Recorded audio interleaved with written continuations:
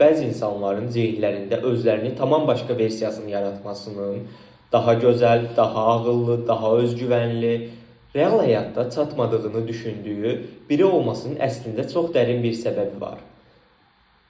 Bu daxili persona sadəcə bir xəyal deyil, o bir növ psixoloji sığınacaqdır. İnsan burada mühakimə olunmadan nəfəs ala bilir, potensialın güvəndə olduğu bir məkan qurur.